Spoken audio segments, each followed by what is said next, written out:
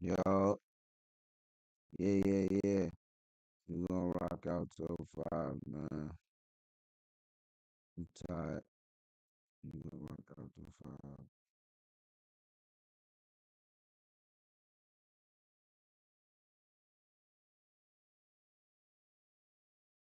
5. Hey, bro.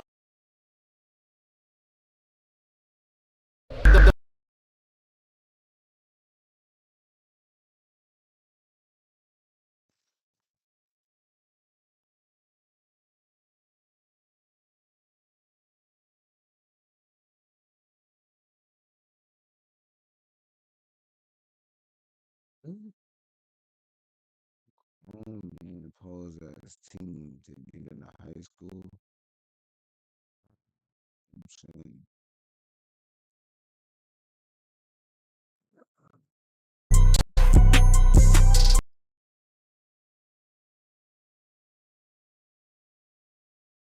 What's that word, gang? So they saying there's more to the story, right? Let me get to it. So GR, you know what I'm saying? Ariana, she died. mm,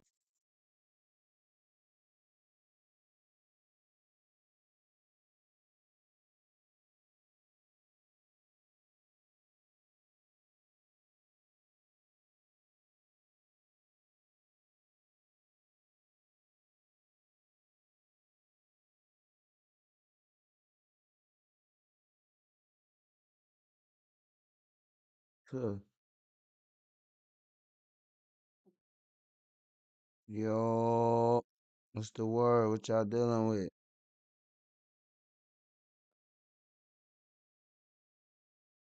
What's going on, man? Everybody good?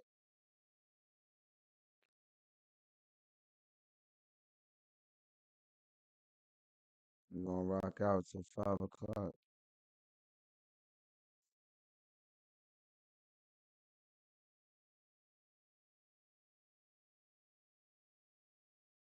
And man, she was shot in front of her child, bro. It's crazy, right?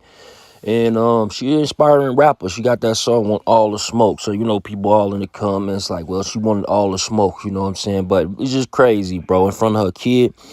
But it was also rumors circling the past hour saying that she got dropped because she the one who set up Zoo and dropped his low.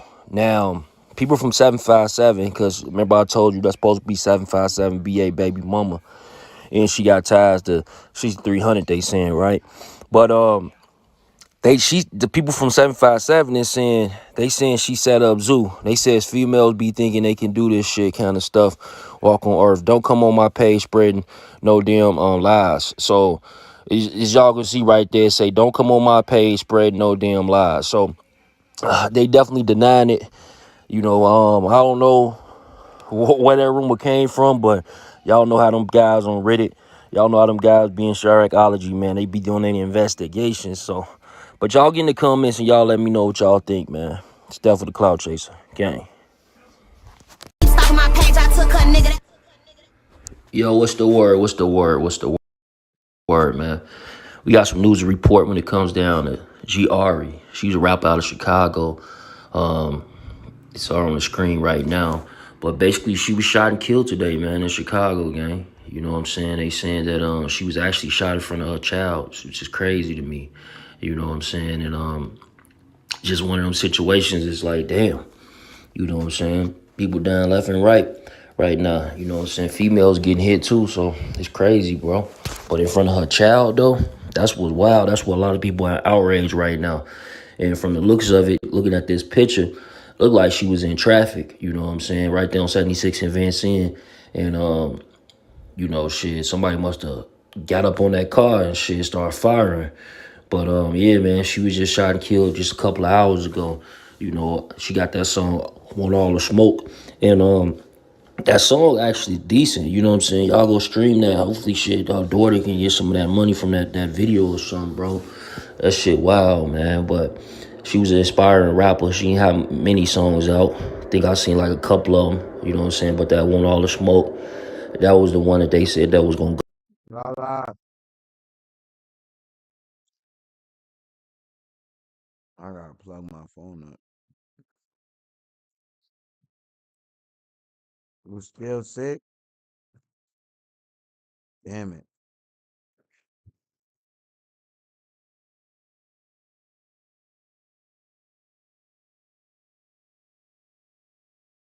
Go get some rest.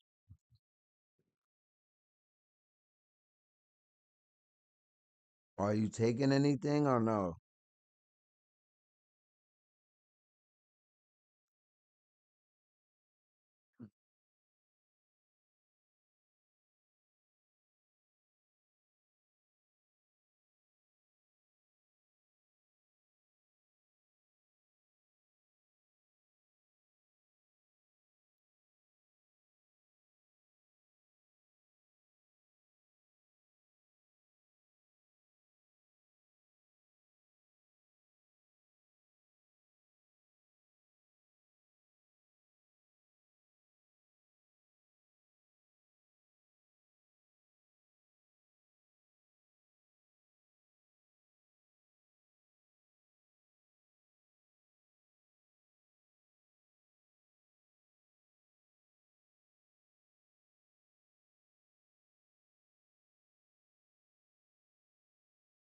Why can't you take no Uber to the fucking store, bro?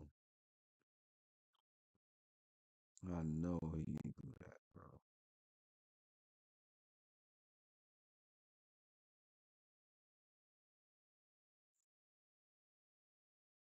Nah, he ain't do that. Top, what up, cuz?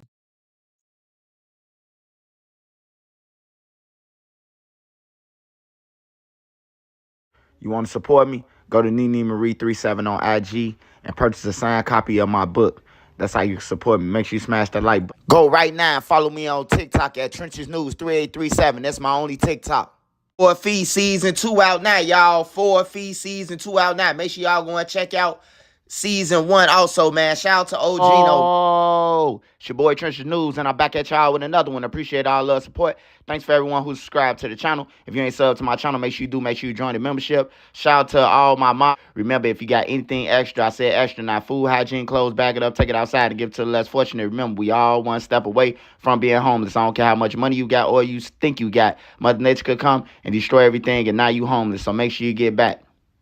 With that being said, let's say the kids, the women, the elderly, the neutrons, and the... It's Monday, y'all. Make sure you keep your head on the swivel. Remember, CPD can't save you or your local police department, so make sure you know where your kids at and be aware of your surroundings. All right, y'all. I got one story for y'all before I go live. We talking about THF Bezu again, man. And it's more to the story. Y'all ain't gonna believe it. And we talking about 21 Savage. Shout out to him for sending the money for he could get buried properly and things like that, man. Make sure y'all smash that like button so this video can get around. If you got Twitter, TikTok, Reddit, Twitch, Instagram, make sure you share this video. All right, y'all. So let me go ahead and rewind real quick. So we know all the Op Zoo got. We know Lil Deuce got killed. We know a guy named Real Hell Real from the low end or Real got killed. We know Man got killed. We know they got ops and everything. So anybody could be a suspect. I'm just going to say that. I don't think that Sam, it had nothing to do with it. You know what I'm talking about? I think that he's just a thief, you know, who stole from Man. All right, but anyways, so Bezu woke up that day, you know, he planned on going to a pick-apart spot, and he was going for his girl. So Bezu, how he got there, y'all, it's crazy. Bezu took a Uber to the pick-apart's place, and then he sat there and waited until the guys who would end up getting shot with him get there. So he took a Uber, a solo to there. A Uber, y'all. I can't believe this, man. I just can't believe it, bro. This all facts, too. And then once he took the Uber and the dudes and them got there, they get the parts, and then we see the ending when dude and them ran up on them and they both sprayed him. I thought the dude had hit the other dude the way they had ran into each other, but it was the gun just swinging them. But yeah, they Zoo wasn't paying attention. Nobody with him was paying attention. I just think Zoo really was tired, bro. He was tired. You can see it in his pictures, man. Before he got killed and all that, man. Just recent pictures from months. It looked like he was just going through a lot, man. You know, looked like he was going through some shit, man. And You know, we don't know who the killer is, but I do know that the feds is on the case. You know, he was being investigated. Y'all know that for a fact already because the paperwork was out. And yeah, man, it's crazy. Zoo took a Uber to that place and then waited on some guys to get there and study him getting in a car with them, and they all going to take him. But that throws out the theory that somebody who's in that shop, they called them people on them. They set Zoo up. Somebody who was there who seen Zoo. Whether it was a customer, whether it was security, whether it was one of the auto technicians. Somebody seen Zoo, and Zoo a face. Zoo ain't no just anybody little Ray Ray. Zoo been in millions and millions and millions, hundreds of millions of videos that Lil Durk got. You know, so everybody know who he is. And he could have been rapping about somebody's family who got killed, bro. And they could have did it, you know. So that's crazy. That was the new news that I have for y'all, that Zoo took a Uber there. You know what I'm talking about? And it's facts. When y'all get the whole video, y'all see when he pulled up and everything, if they release it like the old block thing. Hey, we got 21 Savage. Shout out to 21 Savage, man. 21 Savage yesterday with a whole other bunch of celebrities. Pooh Shiesty, 42 Doug. He said it's up there for Zoo. A couple more. Duty Low, Carlito, you know, and he had said, you know, he showed the text between him and Zoo. You know, they was talking. It wasn't just no fake shit, you know. And then his girl had told them, hey, look, tell your girl, your baby mama, somebody, tell them to get in touch with me. You know, we got something for you. And that's real, man. That's real. At least you got somebody who knew Zoo through the game. Not even his friends or family, because they probably ain't even told the mama, hey, we got you. We got the funeral, you know. No matter how much Zoo and them did for a person, you know, we seen this already. Zoo was locked up in jail. Durk paid for his grandma's funeral. Not none of his guys. Not none of his guys say Zoo done killed for the block and let's pay for it. Durk did, you know. So I'm pretty sure Durk would have, but 21 Savage, he feel like Durk in jail and he could do it. He could send him some money. Durk probably still send him some money. Who knows? But yeah, man, I just feel like Zoo would. What up, bro? Everything good, bro. I'm chilling. I'm just trying to see what's going on because Zoo got killed yesterday.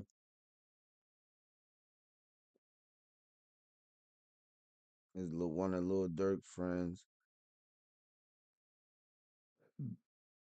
He wound up getting caught yesterday out of bounds. You know the rest is history. Was just so tired, bro. He was tired, you know, once you in the streets and you up top, you made it in a high position like OTF was, and then you come right back down to Chicago. Now you got to be in the streets again, holding guns and getting back on the internet and shit. You know, remember when Dirk was out and shit like that? Zoo them went there on the internet like that. He'll pop on the internet every now and then, run on the rant, and then he golf. He was on the internet. That's how you know he was back in Chicago. He was on the internet at one point all night, every day, you know. So, yeah, man, that's crazy. I will be going live though and talk about this. We gonna. He took a Uber to the spot knowing that people want to do him something.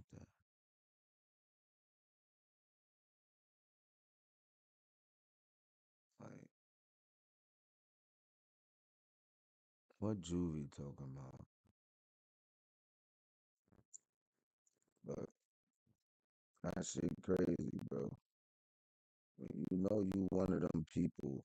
Like, people want to harm you and kill you. You know you can't be moving reckless like that. My name was on the street. And we bounce from this here, I'm gonna go down in them corners, let them people know. Word did not get back to me. Let them know Marlo stepped to any motherfucker, Omar, Barksdale, whoever. My name is my name. Throw on my black ski, I feel like shooter, sliding in my black tee. Go shoot a loser, ain't this shit for his kids, let Max sleep. Hype ass, you started leaning liquor, then went back to weed. 150 dream team, let me go back to sleep. Tweak out in this bitch. Hey, didn't he tell us stop fucking with rings? Brought that lamb and told him to get out that ring? Tweak out in this bitch. He talking about you, pussy. It's this inside joke on Reddit about G Herbo. Herbert Wright tends to put these 2 bars in every song. One of them is he got rich when he was 15. You know, everybody know what age Herb was when he got rich. And the second bar is how old he was when he went on this drill, you know? And Redditors always troll Herb. They like, how long is he gonna rap about this last million he made when he was a teenager? And how long will he rap about this last drill he went on? And I think it's hilarious because, you know, these are keyboard warriors. You know what I'm saying? Myself included, you all. You know, I always think it's funny. But come to find out, you all, we are the only people that think this is funny. Because EBK Juvie don't find nothing funny about this. To my surprise, the EBKs took Herb on that drill. And you all, it's confirmed, not by Reddit, but it's confirmed by Juvie that was Herb first and only time in them cars, bro. Word for word, line for line, life story for life story, no Boosie. This time, you all, this is Juvie. Juvie just dropped the track on this YouTube channel. And I'm telling y'all should check it out because he telling everything, y'all. He telling everything. He is exposing G Herbo, Lil Herb, Herbert Wright, whatever you want to call him, man. He's exposing him. And I'm telling y'all, pretty soon, Herb going to have to respond to this. And it's funny because, you know, all of this could have been avoided if Herb would have just, you know, fought him. but like Shooter said, you know, if you want to get to Herb, you got to hop in the booth, bro. You got to hop in that booth. And that's what Juvie did. Juvie couldn't get to Herb. Herb kept ducking Juvie. Herb kept coming in the hood when Juvie wasn't around, bro. And listen, y'all, I'm doing these videos and they saying like, you know, behind the scenes, Herb be talking Cash Money shit to Juvie. But no pun intended, y'all. Cash Money shit to Juvie. No limit, no pun intended, right? But look, listen, though. Juvie tired. Juvie tired of chasing. He trying to find this nigga. He can't get to him. And the only way to get to Herb, bro, is in that booth. And I ain't gonna lie, like, Juvie put some belt to him. Juvie put some belt to him. And it's funny because, like, you know, people should be careful what they wish for. I was reading that No Limit Jock Instagram post. And he was just saying, like, people need to stop having a hand out and, you know, you trying to hold people accountable for childhood promises. You need to get up and get it on your own. And I ain't gonna lie, y'all, that might just be the spark that EBK Juvie needed. Because I'm telling y'all, bro, Juvie got bars, bro.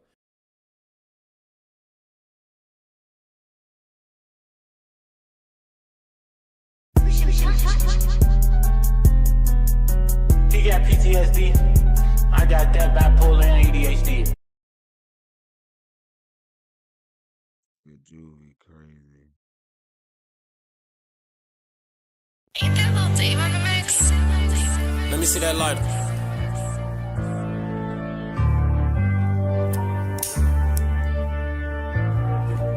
Free the joggers. EBK, we some gorillas. Have my young nigga go A with banana. We need a car to find him, go pill him. Try to set me up with your messy butt. That was my cuz who put fat in your rental. Robber, papa, I bitch after we fuck. Baby, I ain't tender, I'm a member. Smoking woods, remember. Fucking op sisters on Phillips. I mix jerks with jiggers. I been smoking niggas since switches. Before prime, I win and pop some. Lab before me and Cap took that picture. Gucci gang, Boosie gang, sit shit up top. No hospital, they don't want smoke. I'm off meds. Slide through blocks with eggs. Look for niggas, can't find them pussies. They scared. Ops came to the crib and the hundreds came out dumping. Auntie get under the bed. Lil' snake had to up. I sent him in black to get on their ass. Reminisce about him in the future. My little shoot ain't giving no pass. Don't shoot back, that's pussy. You win your feelings over bitches. She just gave me some pussy. Lil' bro drop 50 like Rose on the Timberwolves, but Ain't that little Dave on the mix? Juvie ass tripping. He got PTSD. I got that bipolar and ADHD. Ain't nobody famous did shit. I ain't did behind that belt. My fuck better go talk to millions. the biggest E, known for the skinniest, with the biggest heat, no show and tell, this here for shooting. If I let you see, I let you see, either you or I, or an LB. I love no bitches, but my lady L's, or an LMG. 50 shots, we got double D's hanging from Jerry B's. Since you love saying his name, J-Dot didn't, I tried to let him breathe. He posted a sign job in 17, he was scared of black mob when he was 17. Fuck you, I ain't wrong shit. When he was finding his way, I was on grown shit. Slam with famous slug, that little boy speak on unknown shit. Need no body guns, we slim and cam, got our own blicks. Fuck a dick rider, I hold my own dick with a gold switch. 16 was on bully, getting bullets from my grown bitch. Bro God turned last into the skies. Holy shit, tongue. Yo, Most, what up, baby? What's the word, cuz? Everything good? Talking about you love me, out my face. Phony bitch, 19 on me, mask from COVID kit. Throw on my black ski, I feel like shooter, sliding in my black tee. Go shoot a loser, ain't did shit for his kids, let Max sleep. Hype ass, you started leaning liquor, then went back to weed. 150 dream team, let me go back to sleep. Tweak out in this bitch. Hey, didn't he tell us stop fucking with rings? Bought her that limb and told her get out that ring? Tweak out in this bitch. Keep talking about you, pussy. Stop playing with me. Tell people why 808 can't come out no tweak out in this bitch. Free roll, nigga. Yeah, I'm him, ain't I? The first Mr. Disrespectful, right? Tweak out in this bitch. I don't say you late doing shit like that. One time slaying ass niggas. The EBKs took you on that.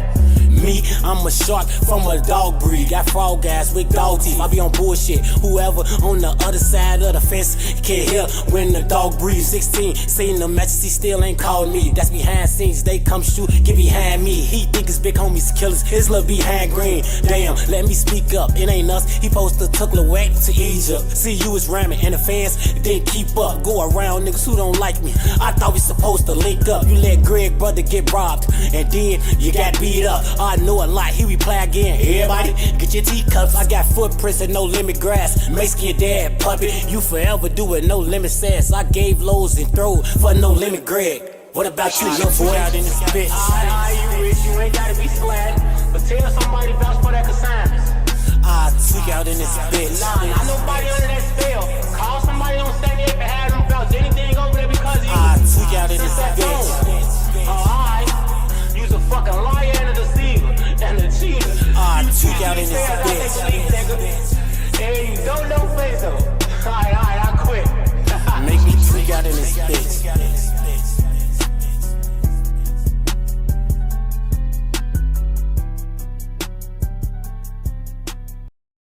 He wild out, folks.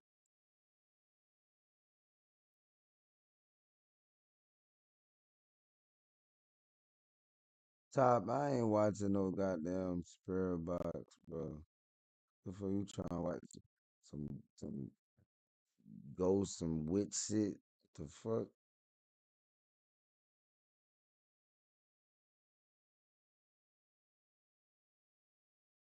The hell, Top?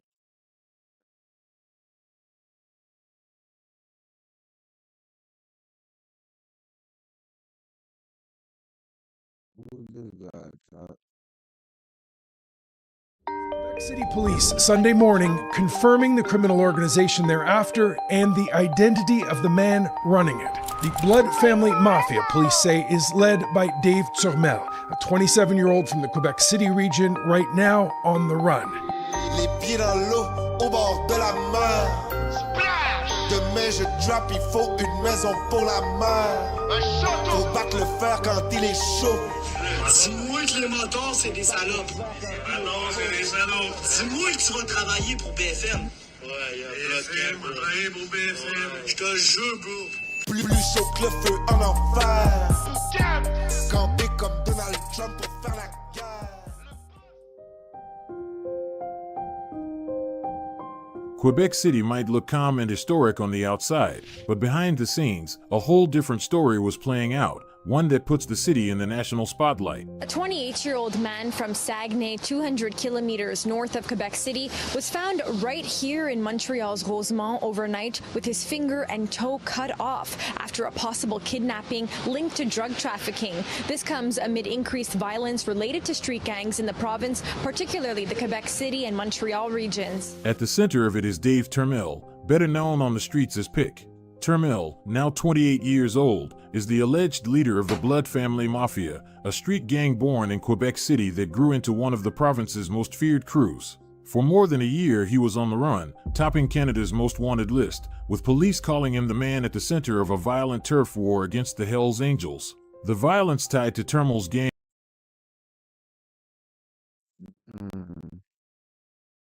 What the hell? Top. Turmel's This nigga is the most wanted nigga in Canada, bro. What the hell? gang reached such extremes that even seasoned Hells Angels members admitted to police they feared for the safety of their own families. According to investigators, as many as 30 high-ranking bikers were told they were on a hit list. Behind the scenes, there were even rumors that the Hells Angels, usually the ones to be feared, went to the police themselves, saying, "You've got to do something about these people, they're crazy." After a failed attempt in February to kidnap Hells Angels members and their families, the heat on Turmel only intensified. Word spread that a contract had been placed on his life. What started as a $500,000 bounty was now doubled to $1 million. On top of that, the Canadian government announced a $250,000 reward for information leading to his capture. With those price tags, Turmel wasn't just a target in Quebec's underworld, he'd become one of the most wanted men in the country. In this documentary, we'll trace the rise of Dave Turmel. Oh, your dad went against the Hells Angels too, bro? The man who went from street-level hustler to the Hells Angels' most feared rival, and how Canadian law enforcement ultimately hunted him down as the nation's most wanted fugitive. Before we continue this story, I want to take a minute for a paid partnership with BetterHelp. Lately, I've been thinking about how easy it is to get stuck in the same cycles: stress, overthinking, burnout, without even realizing how much it's weighing you down. For me, breaking those patterns didn't happen overnight. It took opening up to someone outside my circle, someone who could really listen and help me see things from a different angle. That's where therapy comes in. It gives you the kind of tools and lessons you just don't get trying to figure everything out alone. BetterHelp is on a mission to make starting therapy easier. They'll connect you with a credentialed therapist who's trained to listen and give helpful, unbiased advice. You just fill out a short questionnaire, get matched, and if it's not the right fit, you can easily switch therapists at no extra cost. With over 7,000 reviews and a 4.3 rating on Trustpilot, it's a platform you can trust. So if you've been thinking about trying therapy, click the link in the description or go to betterhelp.com/sixtails to get 10% off your first month. Sometimes, the hardest part of breaking a cycle is just taking that first step, and BetterHelp can help you do that. Turmel's early life remains mostly private, but what we do know paints a picture of someone drawn into violence from a young age. He was born on May 3, 1996, in Lévis, just across the river from Quebec City. By the time he turned 18, his life was already tied to crime. On his birthday in May 2014, a fight outside a bar ended with 2 men stabbed, one in the ribs and hip, the other in the lung. Turmel was charged with attempted murder and sent to prison for 3 years. Inside, guards caught him with a homemade shank, an improvised ice pick, and that's where the nickname Ice Pick stuck. After his release, the cycle continued. In 2018, he was arrested for threatening a man with a baseball bat. 1 year later, he was caught with a loaded .45 caliber pistol and sent back to prison. Now 27, Turmel has already spent roughly 4 years of his adult life behind bars, and each time he came out, his reputation on the street only seemed to grow stronger. This is where the Blood Family Mafia comes into play. The Blood Family Mafia, otherwise known as BFM, wasn't just some random street gang that popped up overnight. They go back to the mid-2000s, starting in the neighborhoods of the St. Lawrence River Valley, where a mix of young hustlers, many of them teenagers at the time, came together around drugs and quick money.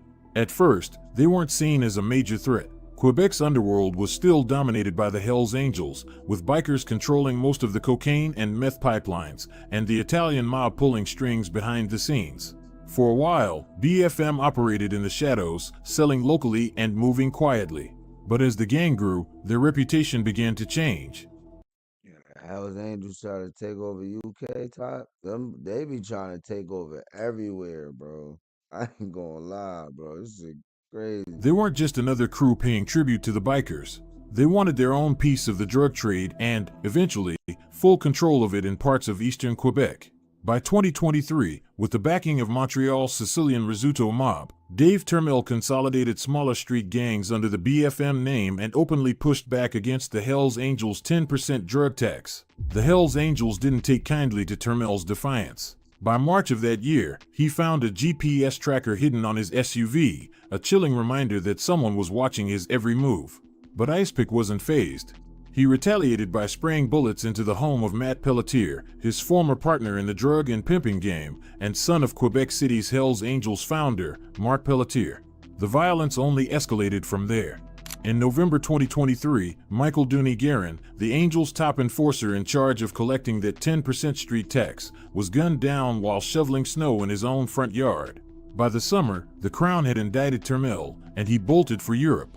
Over the next 16 months on the run, he reportedly moved through Portugal and into North Africa, dodging RCMP and Interpol while still calling the shots back home. The pressure mounted after a failed February kidnapping attempt targeting Hells Angels members and their families, and with it came whispers of a price on his head. According to sources inside the Hells Angels, the original $500,000 murder contract was recently raised to $1 million, making Turmel one of the most hunted men in the country. Despite the distance, investigators and underworld insiders alike say Turmel stays in constant communication with his people in Quebec, maintaining control of BFM's operations from thousands of miles away. This is where Dave Turmel rose to the forefront. As the now alleged leader, he became the face of BFM's defiance against the Hells Angels. His move to stop paying the 10% drug tax wasn't just about money, it was a statement. BFM wasn't going to live under biker rule anymore, and the Angels knew this wasn't just another gang member making noise. They didn't want an all-out war with Turmel, not if it could be avoided. So, they tried to broker peace. The Angels sent veteran member Mario Augier, who is currently incarcerated facing his own drugs and gun case, to meet with Turmel, offering what seemed like a golden deal. They promised him control over Charlesbourg and Lévis, his own hometown. For the first time in nearly 25 years, the Hells Angels were willing to give up some of their drug market territory. They even offered to exempt BFM from paying the notorious 10% drug tax, and even went so far as to say they'd forget about the alleged theft of 28 kilos of cocaine, worth around $1.5 million, that BFM had supposedly snatched from them. On paper, it was a historic truce that could have saved lives and cemented Turmel's power without further bloodshed. But when word of the deal reached him in exile, Turmel wasn't having it. His answer was simple: fuck that. He wasn't interested in compromise, he wasn't interested in biker permission slips, and he sure as hell wasn't going to bow to men he saw as old kings of a fading empire. Turmel made it clear he would operate on his own terms. That statement brought heat like never before. Suddenly the gang wasn't just beefing with rivals on the street. They were in a full-scale feud with the Hells Angels, the most entrenched criminal organization in Quebec. The war didn't stay hidden. By 2023, Quebec police were calling it one of the bloodiest conflicts the province had seen in years. Turf wars, shootings, kidnappings, whole neighborhoods were caught in the crossfire. And it wasn't just back alley business anymore. Turmel's people were making bold, out in the open moves. Properties and businesses tied to the Hells Angels were torched, warehouses with Angels tenants went up in flames, even a massage parlor and strip club connected to the bikers were burned to the ground. But what really set the Blood Family Mafia apart wasn't just their refusal to pay the Hells Angels tax, it was the way they enforced their authority. Instead of sticking to traditional street beefs, they weaponized fear. Videos began surfacing online showing victims being tortured, ears cut off, feet burned, even limbs amputated. In one clip obtained by the Journal de Montreal, masked attackers mutilated a man with a knife and blowtorch, forcing him to blame the Hells Angels for his suffering. Dis-moi que tu vas travailler pour BFM. Je te jure, bro. These weren't random acts of cruelty, they were calculated messages. For BFM, violence wasn't just about collecting debts, it was a brand. And it worked. On the streets of Quebec City, Their name spread fast, with people describing them as untouchable. Police and criminologists openly compared their tactics to Mexican cartels, noting how rare it was for a Canadian street gang to embrace brutality on this level. More striking when you see barbaric stuff like this done. It's very preoccupying because these guys, they use violence, they use fear to control their very lucrative illegal business. By the end of 2023, BFM had cemented its reputation as one of the most violent and feared criminal organizations in Canada. But less than a year later, by September 2024, the situation had completely spiraled out of control. A wave of BFM-led arsons and shootings This is not gonna end well. in eastern Quebec, combined with the killing of a Hells Angels-connected drug dealer accused of disloyalty, pushed tensions to a breaking point. The final straw came with the gruesome discovery of a 14-year-old BFM affiliate's burnt corpse outside the Red Devils motorcycle clubhouse in Frampton. Just hours later, police were called to a biker bunker about a kilometer away. It's the clubhouse of the Red Devils motorcycle gang, a group affiliated with the Hells Angels. There, they found what is being described as a dismembered body. The identification of the corpse was done at the police lab in Montreal. The body was so badly mutilated, it was ID'd by dental records. It turned out to be a 14-year-old boy. He was, according to reports, a member of a Montreal street gang, the EGK, Everybody Gets Killed. The teen would have been hired to attack or intimidate the bikers. How he died is still uncertain. Police believe the boy, linked to St. Leonard's EGK gang, short for Everybody Gets Killed, had set out with another teen armed with AK-47s and arson supplies to strike the Red Devils. Whatever happened inside that clubhouse, it didn't go the way the kids expected. The accomplice fled. Their car was later found torched along Route 112 with 2 melted rifles inside, and the body of the 14-year-old victim was discovered nearby, mangled and burned almost beyond recognition. Authorities think some of the wounds may have even been self-inflicted, possibly caused by a dropped Molotov cocktail. While St. Leonard rapper and known EGK affiliate VT publicly claimed the boy wasn't in a gang and threatened to sue TVA News for defamation, investigators painted a darker picture. Teenagers are being handed military-grade weapons and used as pawns in a gang war. The outrage this sparked was massive, both in the public and within the biker world. On September 29, 2024, Michel Sky Langlois, founding father of the Montreal Hells Angels, convened an emergency meeting at the Main Tribe Motorcycle Club's clubhouse in Bécancour. Langlois even arrived by plane, flanked by lieutenants and bodyguards. Representatives from Sherbrooke, Quebec, and his South Shore crew were all in attendance. According to the Dirty News Crime blog, the meeting brought together some of the most seasoned and still active Hells Angels generals. Men who had lived through the infamous Rock Machine War of the 1990s, which left 162 people dead, some of which were civilians. They knew this had the makings of history repeating itself. But there was a problem. In the past, Canadian prosecutors had used the Hells Angels' internal votes on retaliation as evidence of organized conspiracy, landing patch holders years in prison. The club faced an impossible decision: respond to BFM's attacks and risk another decade-long biker war, or do nothing and watch their reputation crumble. And while the bikers debated their next move, police were quietly closing in on the man who had sparked the conflict, Dave Pic Turmel. Canada's most wanted criminal, Dave Pic Turmel, has been arrested in Italy. Police say Turmel is the alleged leader of the Blood Family Mafia, a street gang that has been involved in brutal drug Told you it wasn't gonna end well for him. Told you. turf wars throughout the province of Quebec. On March 27, 2025, Turmel's run came to an end. The young gang leader had been apprehended in Rome after an ally of Turmel gave up his location to claim the $250,000 bolo reward for any information leading up to the kingpin's arrest. Acting on intelligence provided by the informant, Italian police officers prepared to raid a residential apartment in the Segre Messapica district of Rome. The apartment was suspected of being Turmel's temporary residence while on the lam in Europe. Towards midnight, authorities were knocking on his door. Turmel proceeded to barricade himself in the apartment, but realizing he had nowhere else to go, he turned himself in, presenting a false passport along with ID to the authorities tasked with arresting him. Upon a search of the targeted apartment, authorities had seized multiple SIM cards, 2 cell phones, and even a small quantity of unspecified drugs. Police had also seized a notepad, littered with both French and Arabic writing, presumed to be an address book.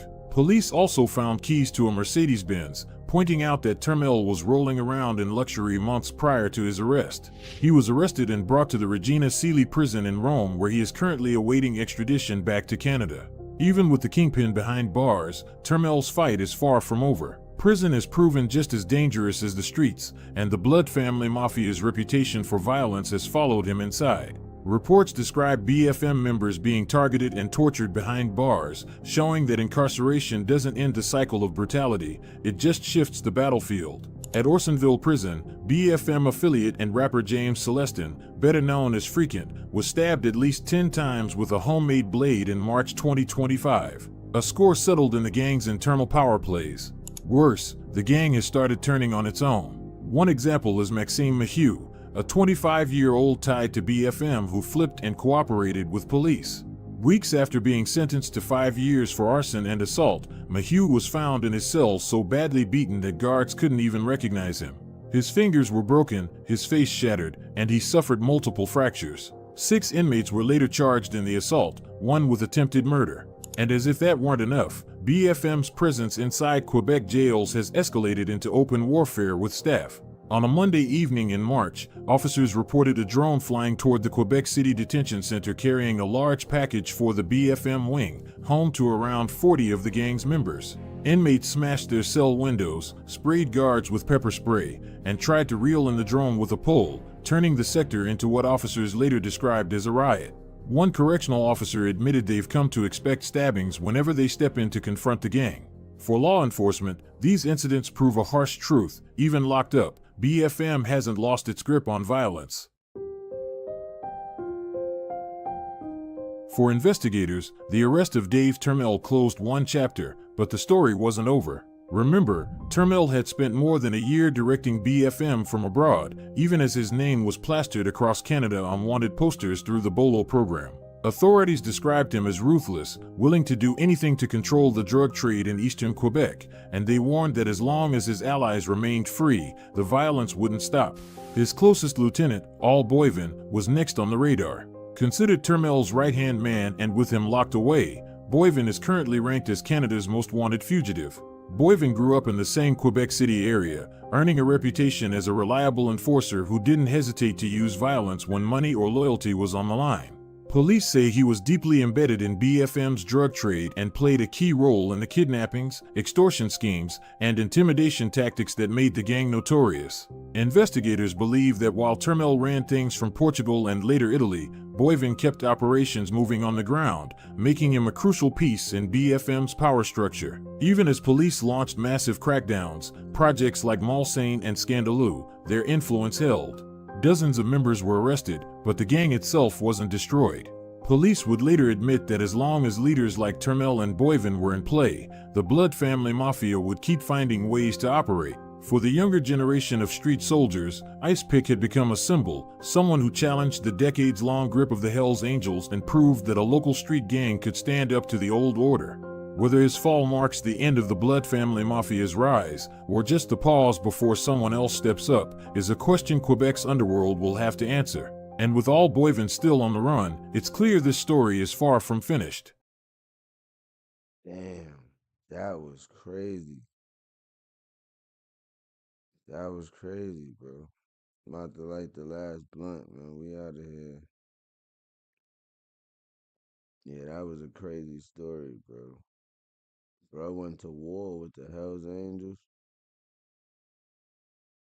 You know them folk, they war ready. You went to war with them? Shit, you crazy.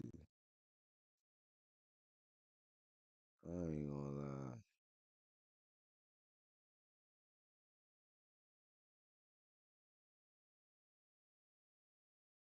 You know, Trapper Rose gonna have everything. This nigga going to the feds. He playing around. He thinks shit a joke. This shit is not a game.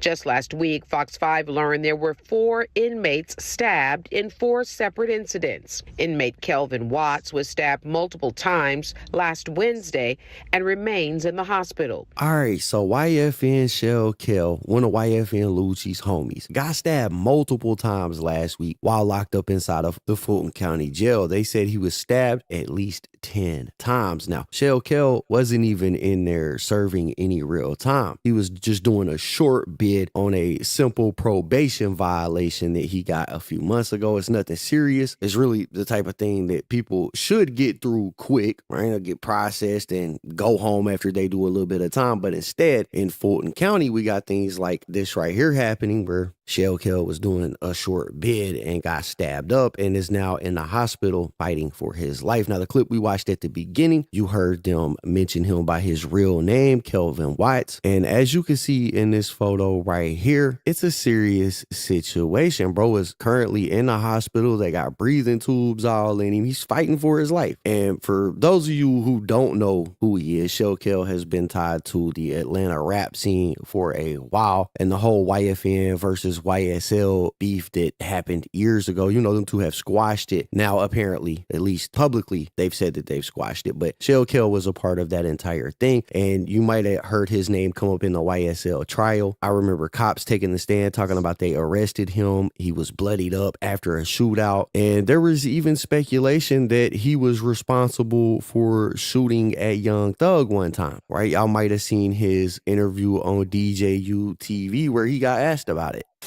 One base we haven't touched yet is Young Thug. You know what I'm saying? Obviously, he's the star of the opposing side to yourself. You know what I'm saying?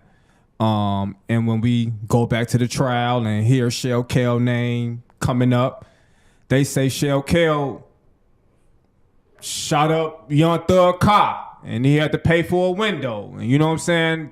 Stuff like that. So my question regarding Young Thug is, when did you first meet Young Thug and what was your first impression of him? I ain't never met him. I ain't never met Young Thug.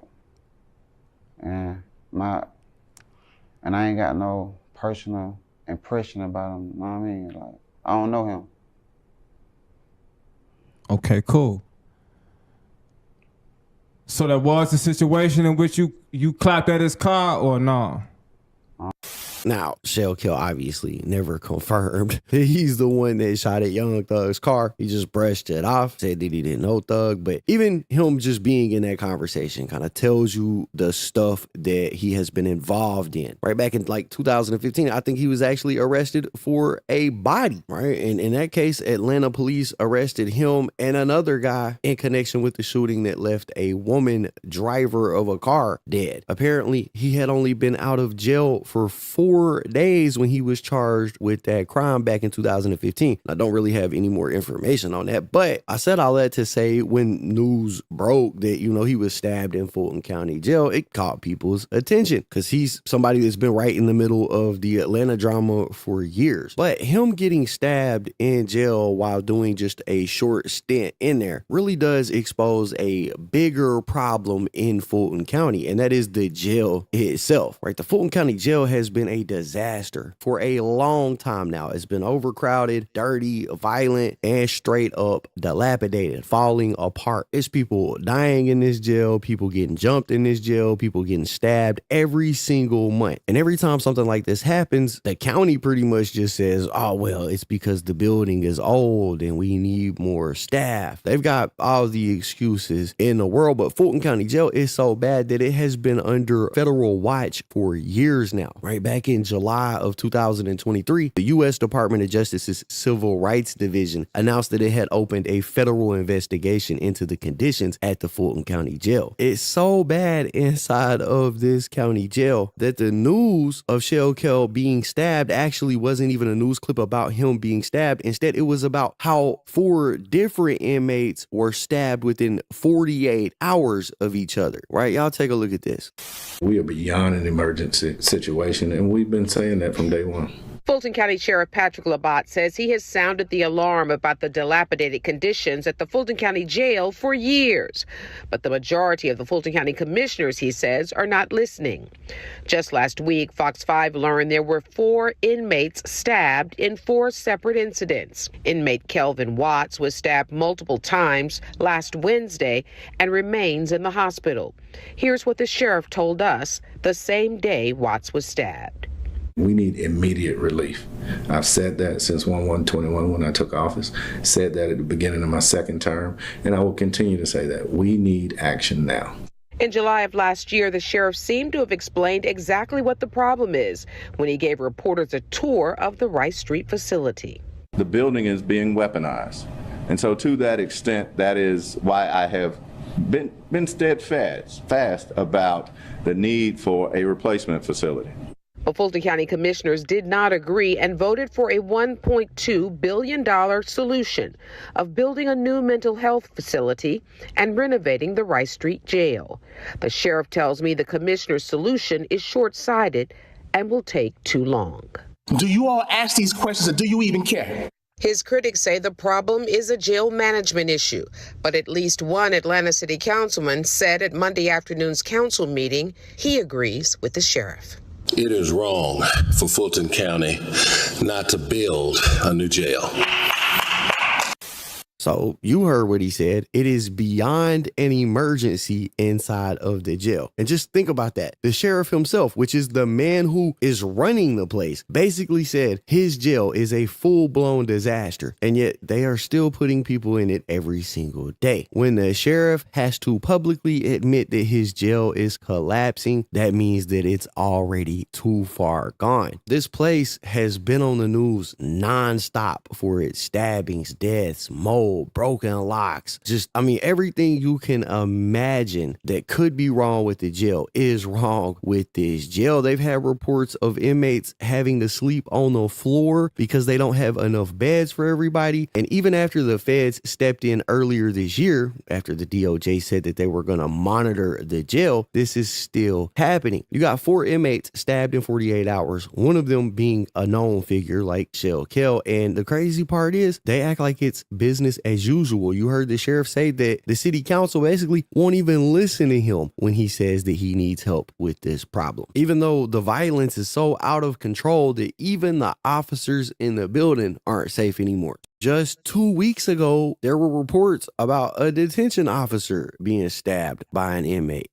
Want to refocus your attention here locally because there's more drama playing out at the Fulton County Jail. This time it involves a detention officer who was in the hospital this afternoon after being stabbed apparently by an inmate. This stabbing apparently happened here at the Rice Street facility around 8 o'clock this morning. I have talked to 2 independent sources who tell me that the stabbing was done by an inmate using a shank.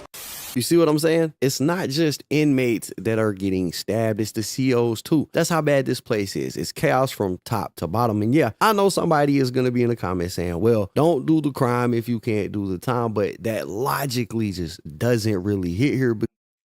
I'm out of here, man. Into the next one, man. Hustle until the check come. I'm gone. See y'all tomorrow.